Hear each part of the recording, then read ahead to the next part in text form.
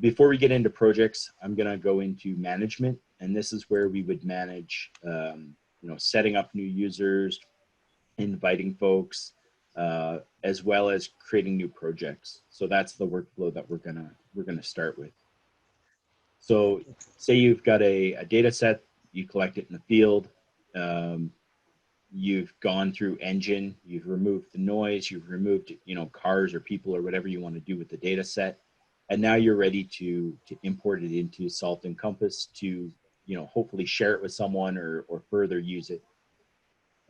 So project management is kind of where we start, but I'll give you a tip that if you've got a project that is in a projection that you haven't yet used, the best place to start is setting up that projection, because you can't create the project without having the projection set.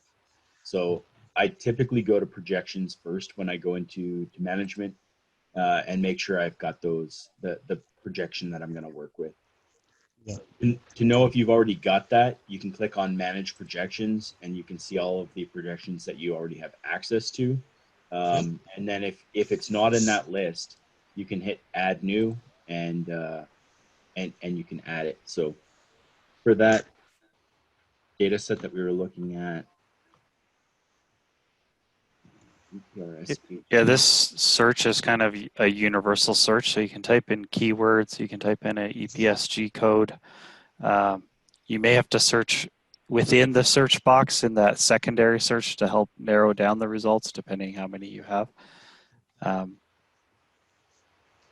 if you're familiar with proj4 strings, that's what these are doing. So you can always create your own if you have a proj4 string. Mm-hmm.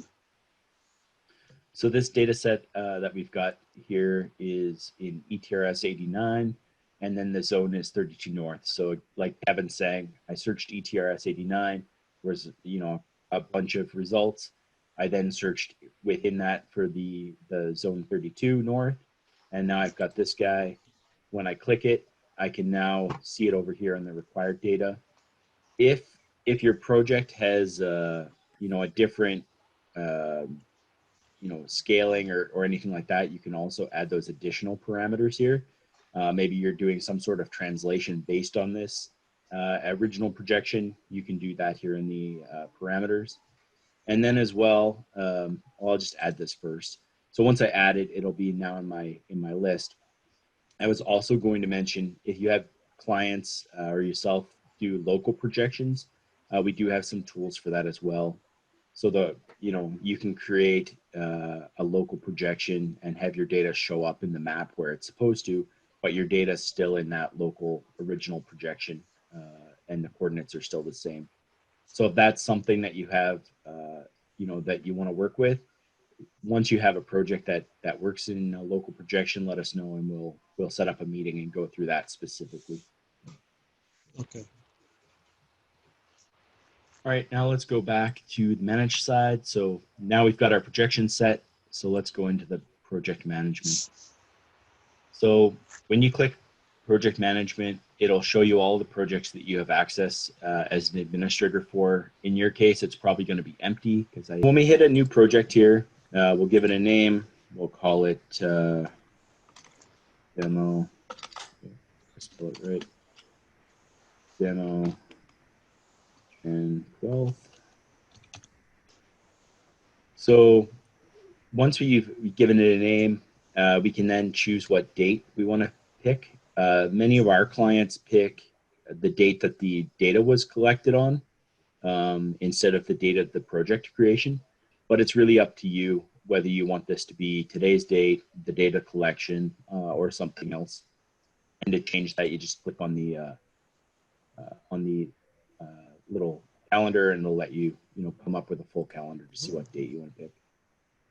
This is why I was suggesting that you want to set projections first, because now we have to go and set what the projection of this project is going to be. And if we hadn't done this first, we'd be hitting cancel and going back into the projection manager. So now let me find. It was near the top under E. Yeah. Oh, you already had one there, but it's okay. We have two now. Now I've got two. So there's the projection that we picked.